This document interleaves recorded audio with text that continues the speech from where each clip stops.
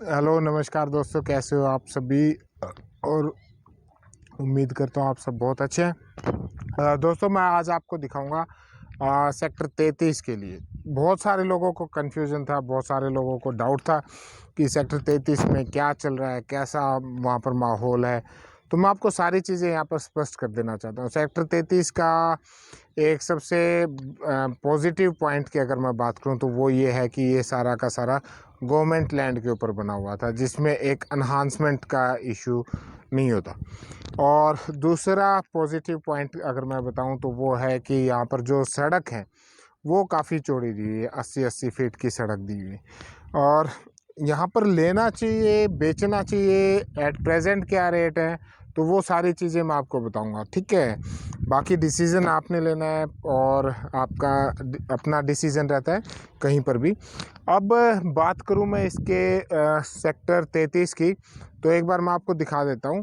यहाँ पर ना मैक्सिमम देखो आपको जो नॉर्मल मकान है वो नहीं जो मिलेंगे। नॉर्मल मकान काफ़ी बने हुए, लेकिन उनके अंदर बहुत बड़ी समस्या ये है कि इसका जो ग्राउंड वाटर लेवल है वो काफ़ी ऊपर है। ये सारी नमी की सेम की जगह इसको बोला जाता है। यानी कि सेम की जगह का मतलब है, अगर इसको आप थोड़ा सा खुदाई करोगे, 4 फीट 6 फीट पे जाओगे तो यहाँ पर आपको पानी आ जाएगा। पीछे जो क्या हुआ था, पीछे बरसात के मौसम में यहाँ पर बहुत सारे ये कवर किया था इसको, सेक्टर 33 को, बहुत सारे न्यूज़ चैनल ने। उन्होंने क्या दिखाया था, यहाँ जो सीवरेज का जो सिस्टम है ना वो ठप हो रखा है। वो सीवरेज का जो साइज़ है वो है छोटा, लेकिन सेक्टर है ये काफ़ी थोड़ा बड़ा, और उसकी वजह से क्या हुआ कि ये सारे सीवरेज ब्लॉक हो गया था। अभी भी अगर आप देखोगे ना तो ग्राउंड वाटर लेवल, ये देखो जी, आपको जगह जगह यहाँ पर पानी खड़ा मिलेगा, ठीक है। दो और ये इस समय यहाँ पर मैं हूँ 700 की लाइन में, ये 389 वाली लाइन में, और 389 300 404, मतलब ये इस साइड का जो कोना है ना उसमें आ गया। बीच में भी मैं आपको लेके चलूँगा। बीच में जो मकान बनाए थे, यानी कि 2 साल पहले जो मकान बने थे, उनमें आप देखोगे कि ना एक सेम की समस्या है, यानी कि नीचे से वो झरना शुरू हो जाता है।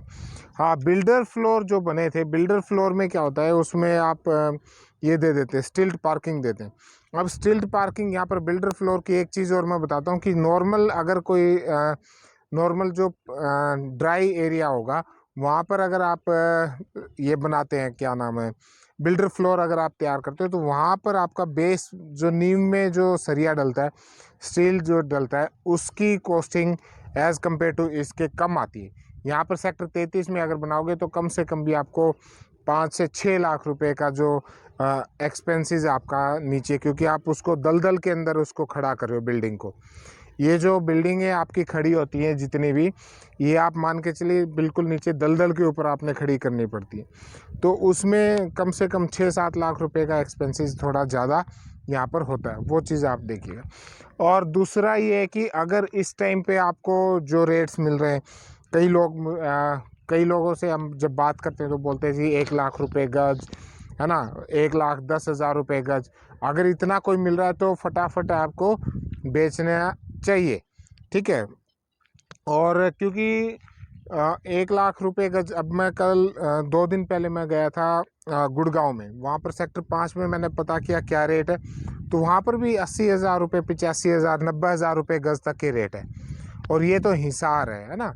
तो ये मुझे थोड़ा सा बी फ्रैंक कि मुझे जायज़ सा नहीं लगा कि इतना हो सकता है, और है भी नहीं, अभी तक यहाँ पर कोई ऐसा डील इतने में हुई भी नहीं। और दूसरा ये कि जो आप जैसे बिल्डर फ्लोर तैयार करेंगे ना, अब बिल्डर फ्लोर तो तैयार हो जाएगा, फ्लोर तैयार करना इजी है, लेकिन उसको सोल्ड आउट करना उतना ही मुश्किल है, क्योंकि जो यहाँ के बिल्डर फ्लोर में, क्योंकि यहाँ इतना वो कल्चर जितना होना चाहिए इतना नहीं हुआ, अभी तक हुआ। ये वास्तविकता है, हिसार को आप सच्चाई मानोगे तो ये सच्चाई है ना।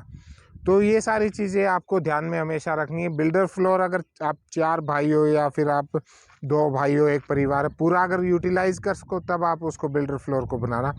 अगर आप सोचो कि उसको बना के और सोल्ड आउट करेंगे तो हो सकता है कि आपको 1 से 1.5 साल लग जाए, और 1.5 साल के अंदर क्या होता है, नया ट्रेंड आ जाता है, नए फीचर्स के साथ में जो आपको बिल्डर फ्लोर है वो आ जाते हैं। अगर आपके पास में उसके सेलर नहीं है, आप उसको सोल्ड आउट नहीं कर पाओ तो फिर ये इसकी शुरुआत मत करना। तो ये मैं आपको सेक्टर 33 का नज़ारा दिखा रहा था और मैंने आपको यहाँ के पॉजिटिव और नेगेटिव पॉइंट्स बता दिए। और जो नए इन्वेस्टमेंट के तौर पर अगर आप कोई प्रॉपर्टी लेना चाह रहे हो तो मेरा पर्सनल व्यू है कि सेक्टर 4, 5, 3, 1 ये कहीं ज़्यादा बेटर है। हालांकि देखिएगा मैं खुद सेक्टर 16, 17 के अंदर मेरा रेजिडेंस है, लेकिन मैं फिर भी बोलता हूँ कि वो जो सेक्टर्स है सेक्टर 4, 5, 3 वो 3 को छोड़ दीजिए, 5, 4 और 1 ये जो सेक्टर है ये फिर भी ज़्यादा बेटर है, क्योंकि इनकी जो कैपेसिटी है ग्रोथ आने की वो ज़्यादा है। हालांकि एक आप 80,000 रुपये गज में यहाँ पर 75, 80,000, 95,000 कुछ बोलते हैं कि 1,00,000 रुपये गज, तो इतने रेट्स की अपेक्षा मैं तो रिकमेंड करता हूँ कि वहाँ पर आपको लेना चाहिए। ये जो आप देख रहे हो ना सामने, यहाँ पर पूरा ये ग्राउंड वाटर लेवल इतना ऊपर है इसमें सेक्टर 33 में कि यहाँ पर जब कोई भी मकान बनाते हैं तो उस समय यहाँ पर बड़ी दिक्कत होती है। और जैसे 4 फुट भी अगर नीचे खुदाई होगी ना तो उस टाइम पे पानी ऊपर आ जाता है। तो ये सारा सेक्टर 33 का नज़ारा, जिसने 2 साल पहले भी घर बनाए थे, 2 साल पहले जो घर बने थे तो उनकी आप जब कंडीशन देखोगे ना तो वो बड़ी बुरी कंडीशन में आज पहुंच गए। बिल्डर फ्लोर जो थे, बिल्डर फ्लोर में ठीक है, उसमें नमी नहीं आती, उसमें ये है कि पिलर्स के ऊपर खड़ा कर देते हैं, नीचे स्टिल्ट पार्किंग दे देते हैं। लेकिन स्टिल्ट पार्किंग देने के लिए भी जो नीचे उसमें डीपीसी वगैरह डालते हैं उसमें बहुत इसमें देखा जाता है कि काफ़ी मतलब दिक्कतें आती है। और दूसरा जो आप सामने आप देखोगे कि ना बिल्डर फ्लोर काफ़ी बने हुए हैं। अब इसमें क्या हो रहा है, बिल्डर फ्लोर बना तो दिए लेकिन उनको सेल करने में बहुत उतनी ही दिक्कतें आती हैं, क्योंकि यहाँ पर इतना कस्टमर है नहीं बिल्डर फ्लोर का। और जैसे आप देखोगे तो ये जो सामने रोड वगैरह है ना, ये आप जो रोड देख रहे हो, अब ये सारी रोड की ऐसी जो कंडीशन है वो सिर्फ इस वजह से हुई है कि भाई यहाँ पर नीचे ग्राउंड वाटर लेवल ज़्यादा ऊपर है इसमें, तो थोड़े दिन में ये सारी सड़कें टूट जाती हैं। और क्या हुआ था कि इससे पहले, बहुत पहले यहाँ पर जो सीवरेज ट्रीटमेंट का वो पानी वगैरह था वो सारा यहाँ पर डाला जाता था, जिसकी वजह से ये जो ज़मीन है वो सारी पानी मतलब इसमें आ चुका था। तो ये सारी दिक्कतों की वजह से यहाँ पर फ्यूचर के हिसाब से मुझे नहीं रेजिडेंस के हिसाब से अगर आप लेना चाहें ना तो और बहुत सारे ऑप्शन होते हैं। और यहाँ पर रेजिडेंस के हिसाब से वही जो मैं बता रहा था कि दीवारों में नमी की समस्या बहुत ज़्यादा बनी रहती है ना, वो थोड़ा सा ठीक नहीं है। बाकी अब जैसे ये सामने देख रहे हो ना, अब ये पूरा मकान है ना बहुत ज़्यादा पुराना नहीं बना हुआ, बिल्कुल नई कोठी है और ये सारी समस्याएं हो जाती हैं यहाँ पर। मतलब आप ये मानिए कि कम से कम इसको 1 साल 1.5 साल हुआ होगा इस मकान को तैयार हुए ना, तो उसमें ये देखो कितनी नमी आ गई।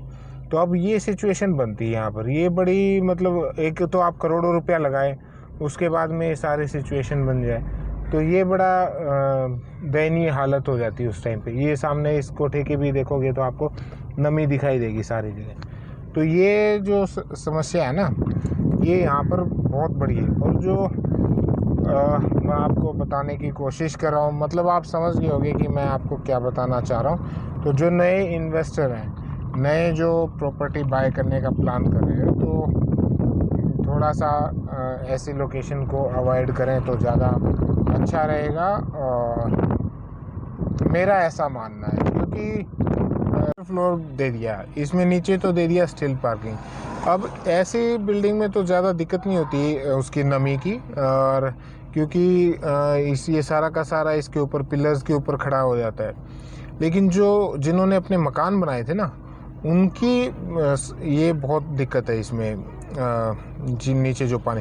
पिछले साल क्या हुआ था, पिछले साल कुछ एक चैनल्स ने यहाँ पर सीवरेज सिस्टम के ऊपर काफ़ी सवाल उठाए थे, क्योंकि यहाँ पर क्या था कि जो सीवरेज सिस्टम है वो बैक मार देता है और ब्लॉक हो रखे हैं कहीं ना कहीं।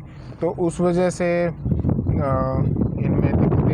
आ रही थी, तो एकदम से क्या हुआ कि रेट इसके काफ़ी दिन तक स्टैटिक हो गए थे, मतलब साल 6 महीने के लिए मान के चलो। तो अब अगर अच्छे रेट अब मेरे को मिलते हैं तो मैं तो यही रिकमेंड करूँगा कि भाई सेक्टर 33 में निकलना ही उचित रहेगा। और बाकी तो बस जो मैंने आपको बताया था, क्योंकि ग्राउंड की जब तक आप सच्चाई नहीं देखोगे ना तब तक आपको पता नहीं होता। कई लोग बहुत दूर बैठे होते हैं, उनको पता नहीं होता कि वहाँ पर हकीकत में ग्राउंड में क्या सिचुएशन है, कैसी तो वो मैंने आपको सारा यहाँ पर क्लियर कर दिया। और वीडियो अच्छा लगे तो इसको लाइक शेयर करना, और आपके कोई क्वेरीज हो तो आप उसको कमेंट कीजिएगा। मिलते हैं एक नेक्स्ट वीडियो में, तब तक के लिए नमस्कार, धन्यवाद।